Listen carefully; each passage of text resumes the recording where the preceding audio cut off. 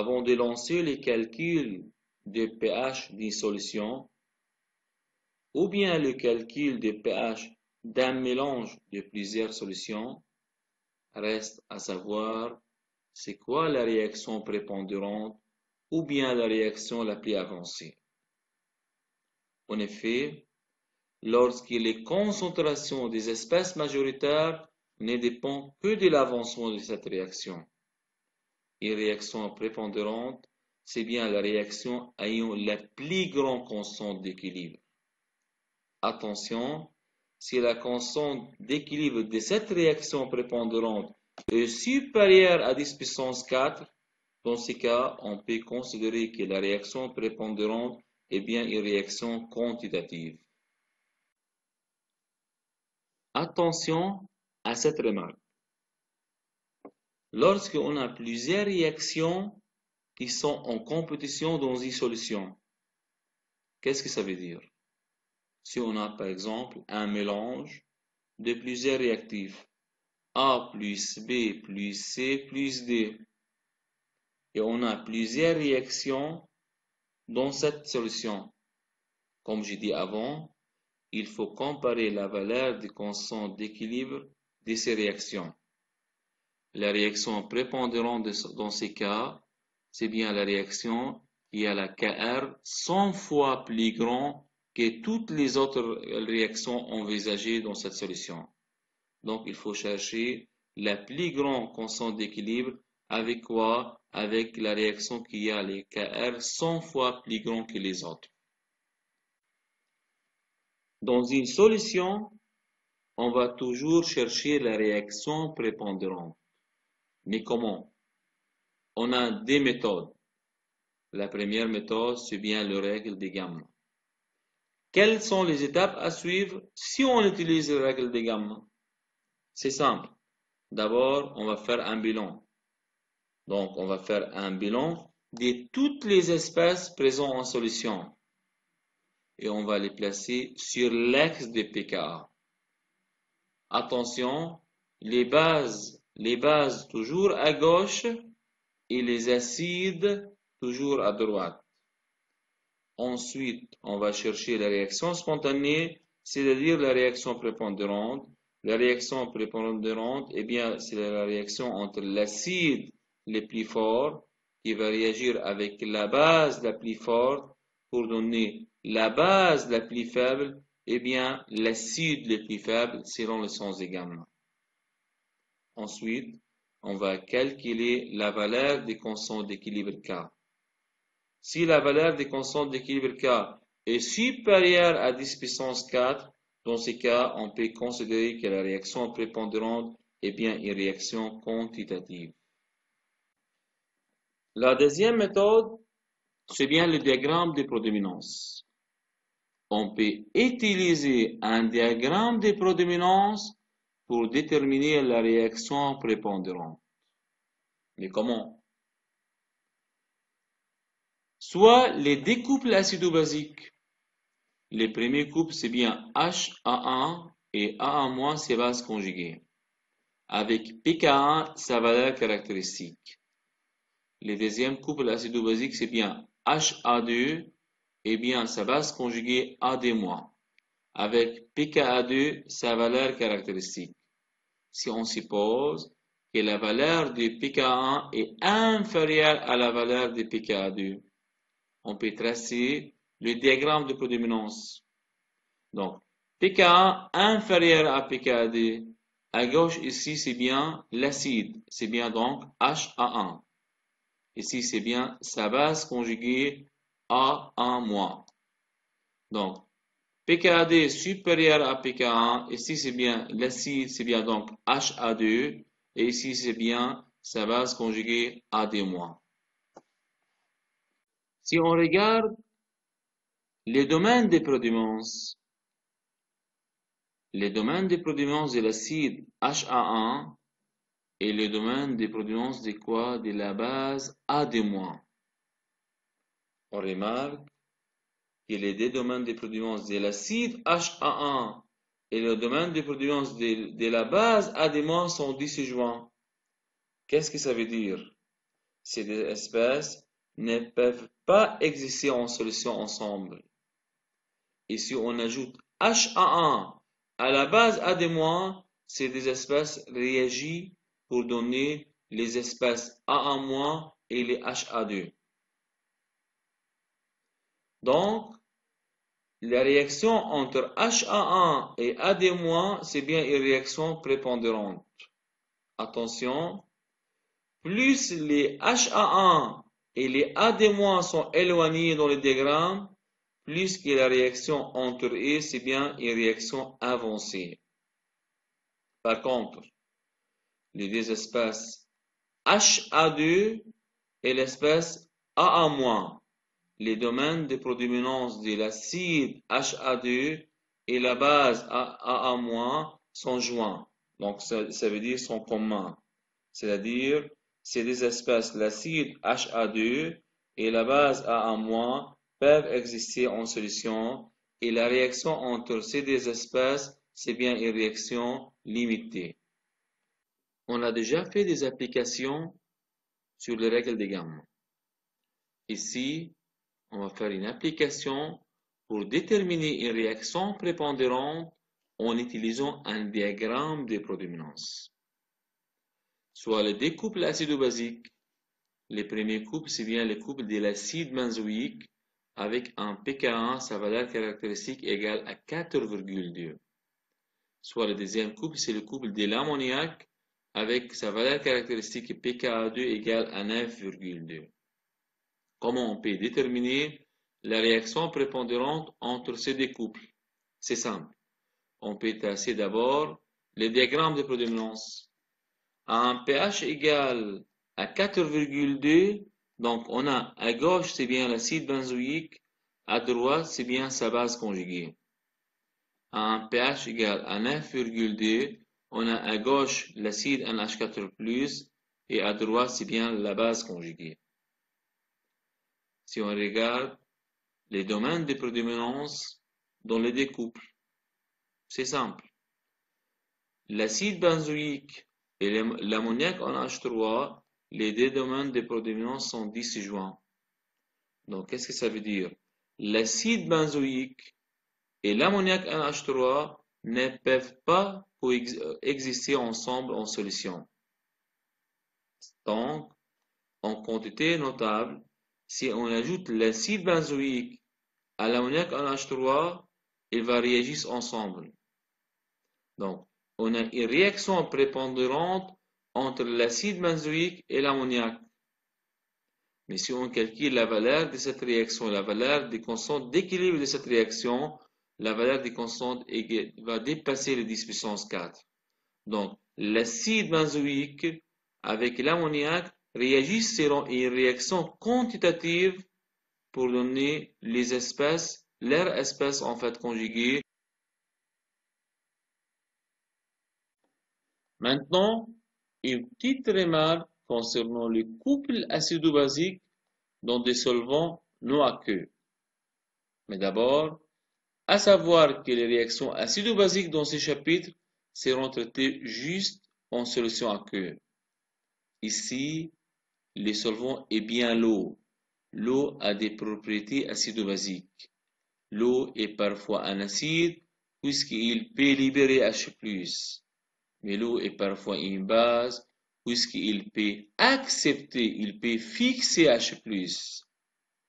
Mais attention au couple acido-basique dans des solvants non aqueux. Un acide peut être considéré comme un acide fort ou bien un acide faible en solution aqueuse. Ces mêmes acides pourra changer totalement son comportement dans d'autres solvants non aqueux. Les couples acido-basiques dans des solvants non aqueux, ça va venir durant les prochaines années. On va commencer le calcul des pH. C'est bien l'objectif principal des chapitres acido-basiques. D'abord, on va commencer par le calcul des pH d'un acide fort et une base forte. Puis, on va faire le calcul des pH d'un acide faible et une base faible. Ensuite, on a les cas des solutions salines, c'est-à-dire un sel. Aussi, on a les cas des solutions tampons. Et à la fin, on a les mélanges des acides et les mélanges des bases. Donc, on a 7 cas. Mais à savoir qu'on a toujours les mêmes principes. D'abord, on va se concentrer sur les composants de la solution. Ensuite, on va identifier les réactions chimiques entre ces espèces. L'étape importante pour résoudre les problèmes, c'est bien donc l'identification des espèces présentes en solution et aussi identifier les réactions entre ces espèces.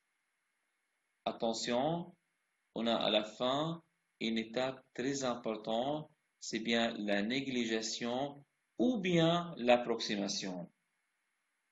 En effet, les calculs exacts de la valeur de pH est possible, mais souvent il est plus simple d'effectuer certaines approximations ou bien certaines négligations pour simplifier les problèmes et établir la formule des pH en fonction de la concentration de l'acide ou en fonction de la concentration de la base.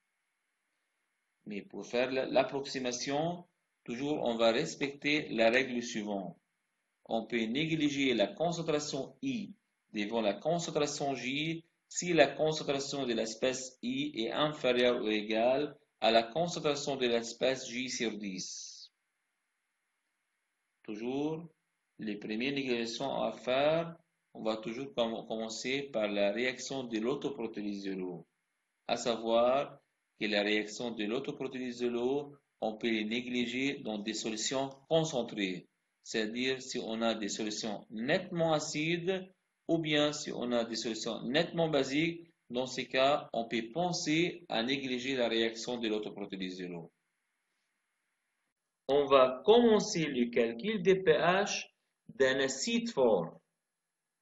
Calculer le pH d'une solution de HCl à une concentration C molaire. Le but est d'établir la formule de pH de l'acide fort HCl en fonction de la concentration C. D'abord, quelles sont les réactions dans cette solution? On a la réaction de la dissociation de HCl.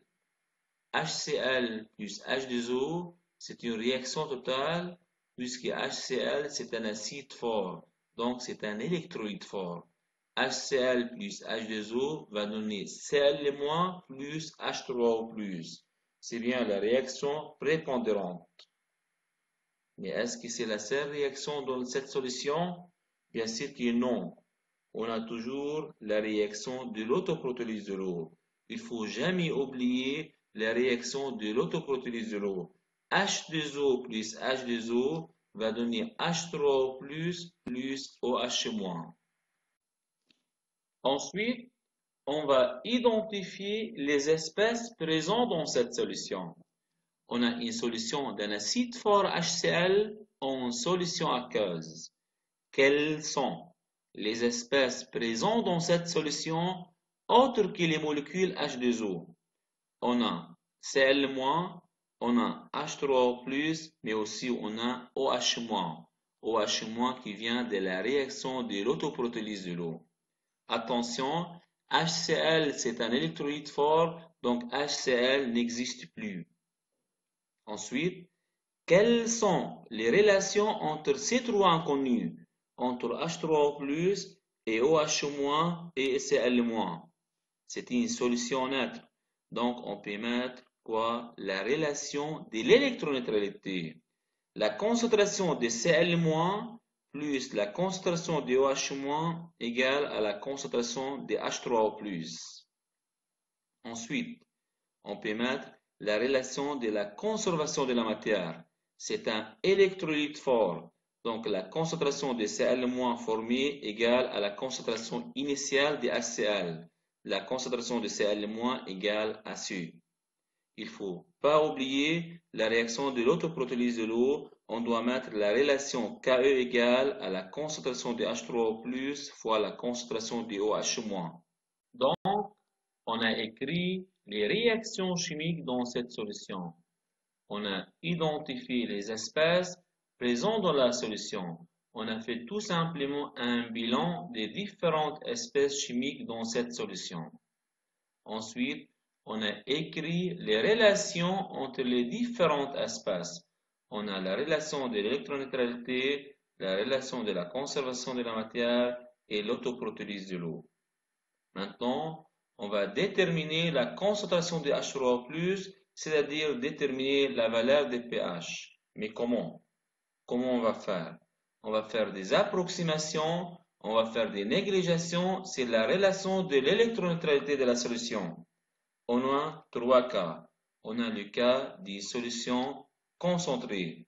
On a le deuxième cas, les cas des solutions diluées. Le troisième cas, c'est bien les cas entre les deux, c'est-à-dire ni solution concentrée, ni une solution diluée. Tout d'abord, soit une solution concentrée d'un acide fort HCl. On a donc un milieu acide suffisamment concentré. Dans ce cas, on peut négliger la réaction de l'autoprotolyse de l'eau. Qu'est-ce que ça veut dire? Dans un milieu nettement acide, on peut négliger la concentration de OH- provenant de la réaction de l'autoprotolyse de l'eau. Donc, on peut négliger la concentration de OH- dans le milieu.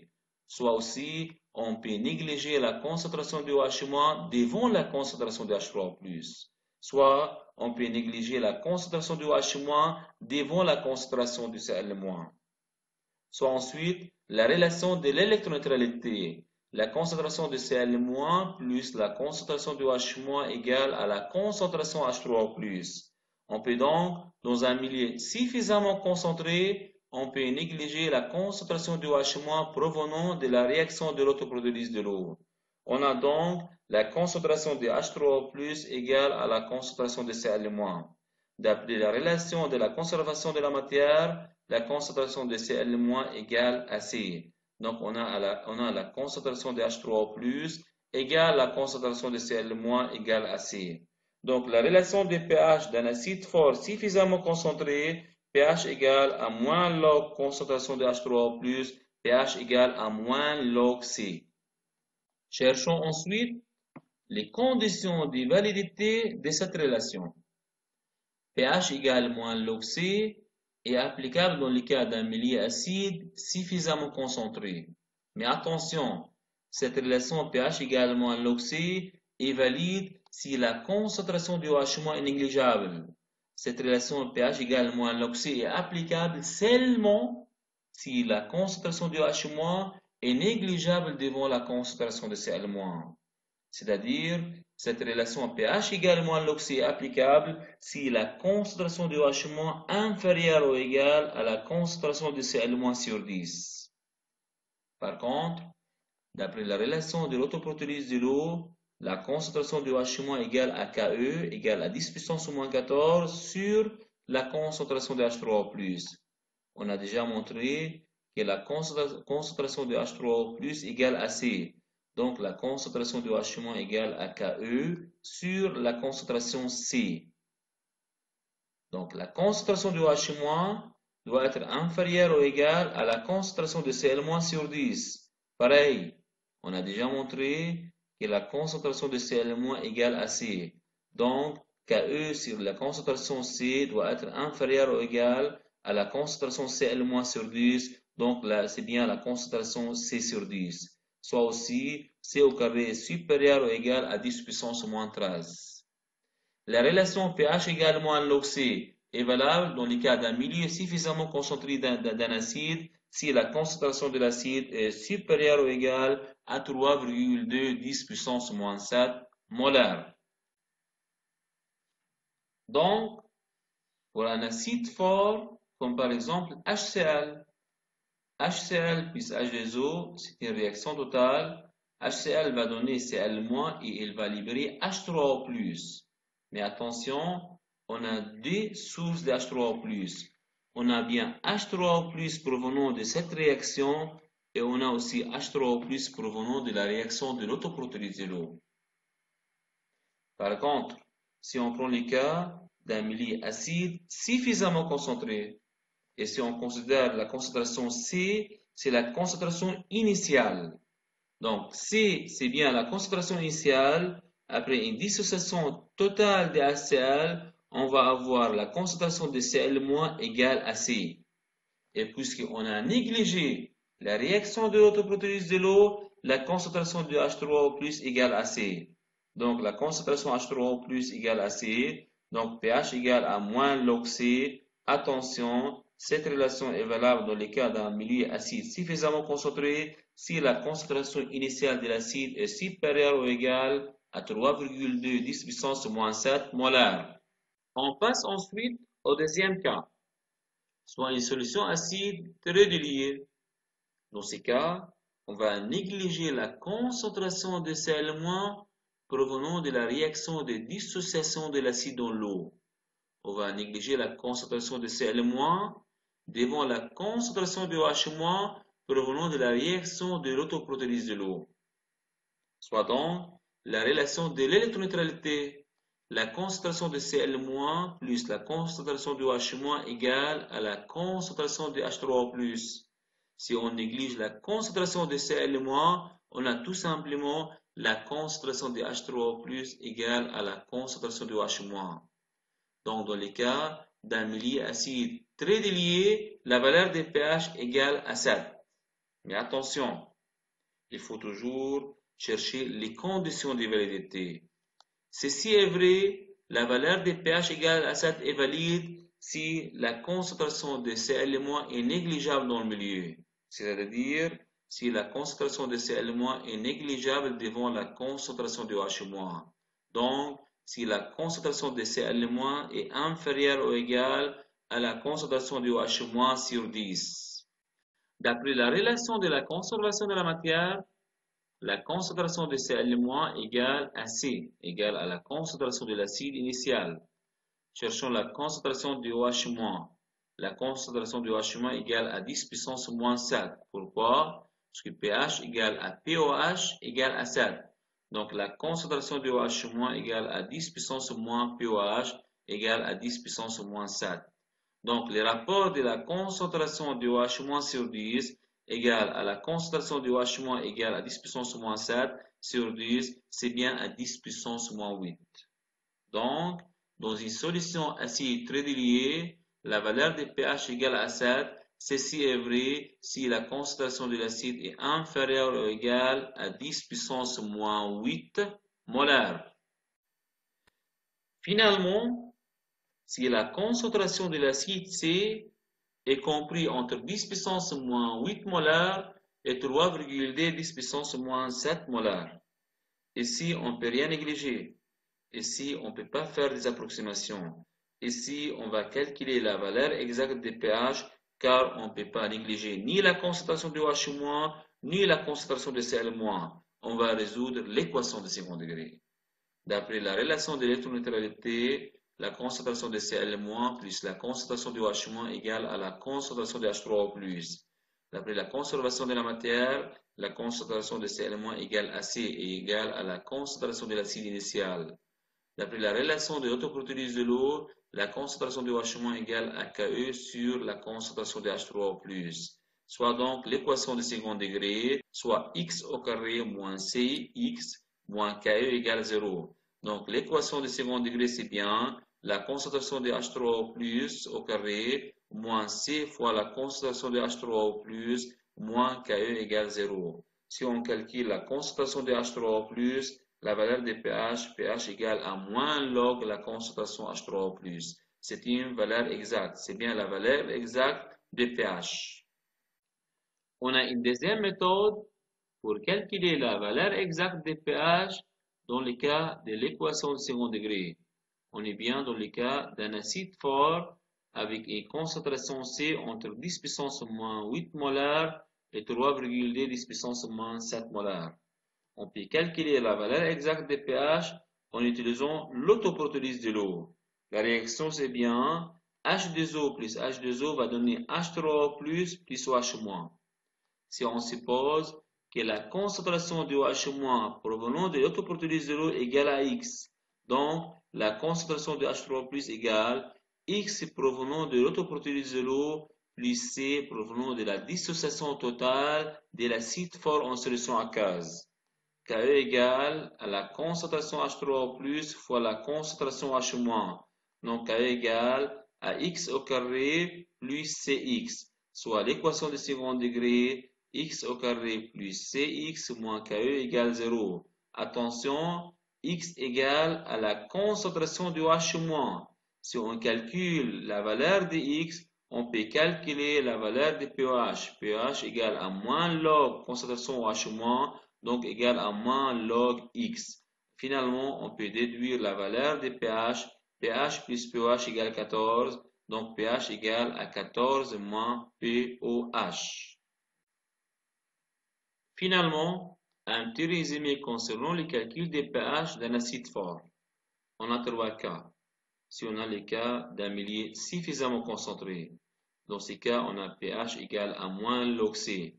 pH égale à moins log C, ceci est vrai si la concentration de l'acide est supérieure ou égale à 3,2 10 puissance moins 7 molaires, soit moins log C, soit moins log de la concentration de l'acide est inférieur ou égal à 6,5. Aussi, le deuxième cas, si on a le cas d'un milieu dilué, dans ce cas, on a pH égale 7. Ceci est vrai si la concentration de l'acide est inférieure ou égale à 10 puissance moins 8 molaires, soit moins log C est supérieur ou égal à 8. Par contre, le troisième cas, c'est bien le cas de l'équation de second degré. Si on est entre moins log C entre 6,5 et 8, ou bien C entre 3,2 10 puissance moins 7 molaires et combien 10 puissance moins 8 molaires, on a l'équation de second degré x au carré moins cx moins ke égale 0. On peut calculer la valeur exacte des pH. D'abord, on va calculer la concentration de H3O+, puis on va calculer pH égale moins log concentration H3O+. Donc, c'est une valeur exacte de pH. Par contre, dans le cas de pH égale moins log C et pH égale 7, c'est une valeur approximative de pH. Donc, de façon générale, pour calculer les pH, on va suivre les étapes suivantes. Tout d'abord, on va identifier les réactions chimiques dans la solution. Puis, on va faire un bilan de toutes les espèces chimiques présentes dans la solution. Ensuite, on va mettre les relations entre les différentes espèces. Attention, dans le cas d'un acide faible ou bien dans le cas d'une base faible, on va toujours commencer par la constante d'acidité Ka. On a aussi la loi de l'électroneutralité de la solution. On a aussi la loi de la conservation de la matière. Dans tous les cas, il ne faut pas oublier la réaction de l'autoprotéase de l'eau. Finalement, on va faire des approximations, on va faire des négligeations pour établir la formule des pH. La formule des pH, dans ce cas, c'est bien une valeur approximative des pH. Donc, avec la formule des pH, il ne faut pas oublier les conditions de validité de cette formule. On va continuer le calcul des pH par le pH d'une base forte. Calculer le pH d'une solution de NaOH à une concentration C molaire. Le but est toujours établir la formule de pH en fonction de la concentration C. Tout d'abord, quelles sont les réactions dans cette solution? On a bien sûr la réaction de dissociation de NaOH. NaOH c'est une base, NaOH plus H2O, NaOH va donner Na plus OH-. Mais on va écrire la réaction de cette façon. NaOH c'est une base, NaOH va accepter H3O+ dans l'eau. NaOH va donner son acide conjugué et le H3O+ va donner sa base conjuguée. C'est une réaction totale puisque NaOH c'est une base forte. NaOH c'est un électrolyte fort. C'est bien sûr une réaction prépondérante. Mais est-ce que c'est la seule réaction dans le milieu? Bien sûr que non. On a toujours la réaction de l'autoprotéase de l'eau. H2O plus H2O va donner H3O plus OH-. Ensuite, on va faire un bilan de toutes les espèces chimiques présentes dans cette solution. Quelles sont les espèces présentes dans la solution autres que les molécules de H2O? On a Na+, et OH-, et on a aussi H3O+, provenant de la réaction de l'autoprotélyse de l'eau. Attention, NaOH c'est un électrolyte fort, donc NaOH n'existe plus. Ensuite, quelles sont les relations entre ces trois inconnus, entre OH- et H3O+, et Na+? On va commencer par la loi de l'électroneutralité.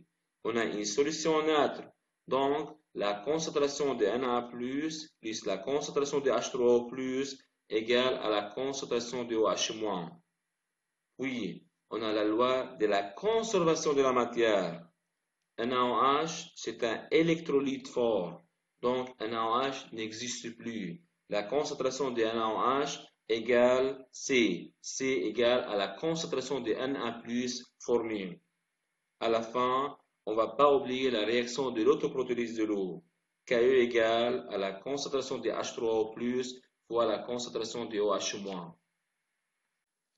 On va faire des approximations sur la relation de l'électroneutralité.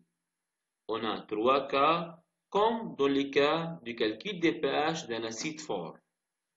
Tout d'abord, soit une solution basique suffisamment concentrée, c'est-à-dire on a la concentration de la base C supérieure ou égale à 3,2 10 puissance moins 7 molaires. Dans ces cas, on peut négliger la réaction de l'autoprotélyse de l'eau. En effet, dans un milieu nettement basique, on peut négliger la concentration de H3O+, provenant de la réaction de l'autoprotélyse de l'eau. Donc, on peut négliger la concentration de H3O+ dans le milieu.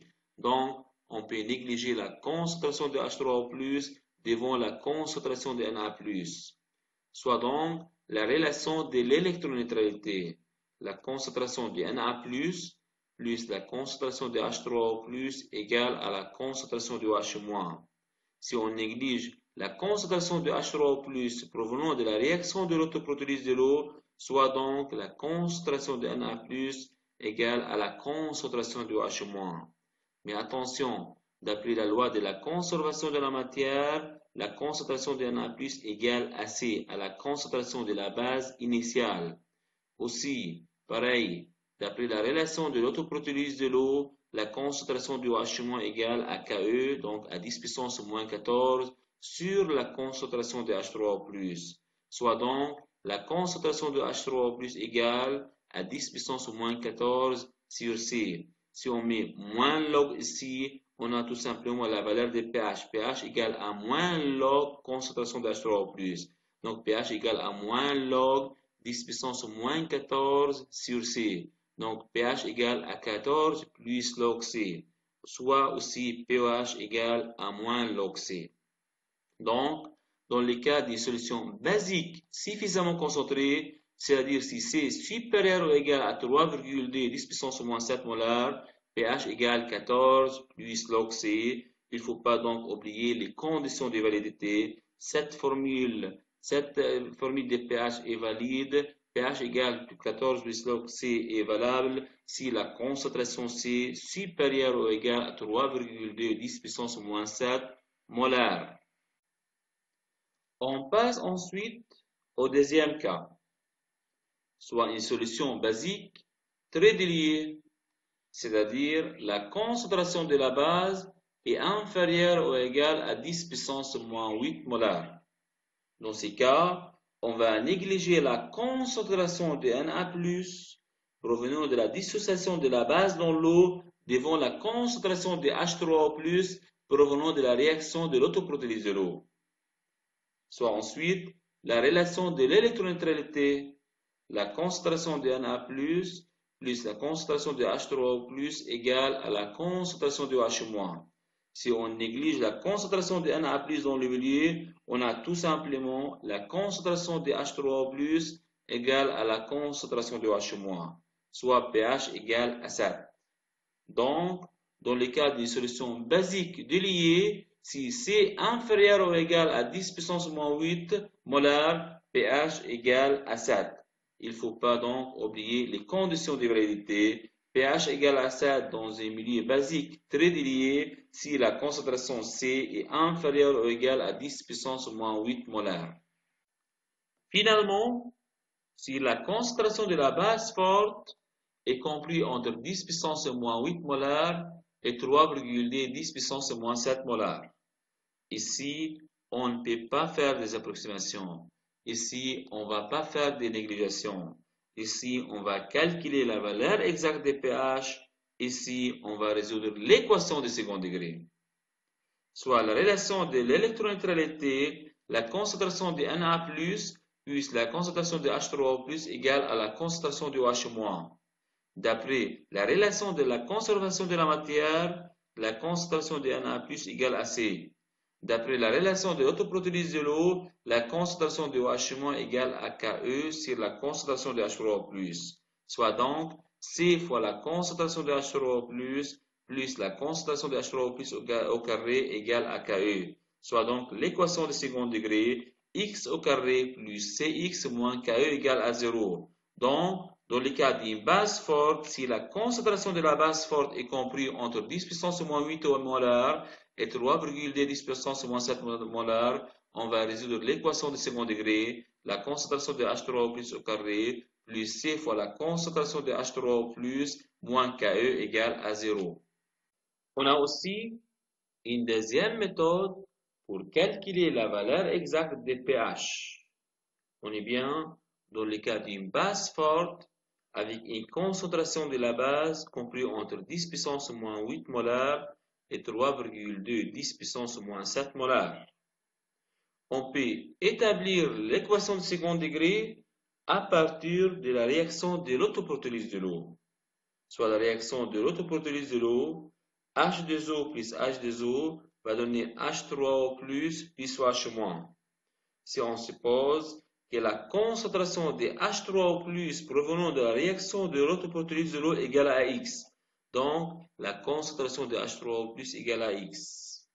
Par contre, la concentration de H- égale X provenant de la réaction de l'autoprotolyse de l'eau plus C provenant de la réaction de dissociation de la base dans l'eau. Ke égale à la concentration de H3O+ fois la concentration de OH-. Ke égale à X au carré plus C fois X. Donc, l'équation de second degré, X au carré plus Cx moins Ke égale 0. Avec X égale à la concentration de H3O+. Donc, pH égale à moins log la concentration de H3O+. Donc, pH égale à moins log X. Finalement, un petit résumé sur le calcul des pH d'une base forte. Si on a une solution d'une base forte suffisamment concentrée, dans ce cas, pH égale 14 plus log C. Mais attention à vérifier toujours les conditions de validité.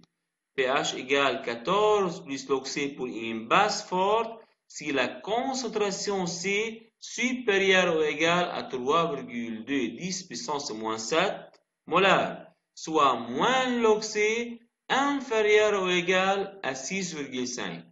Par contre, si on a une solution d'une base forte très diluée, dans ce cas, pH égale 7. Mais attention, toujours on va vérifier les conditions de validité. pH égale 7 pour une base forte si C est inférieur ou égal à 10 puissance moins 8 molar, soit moins log C est supérieur ou égal à 8.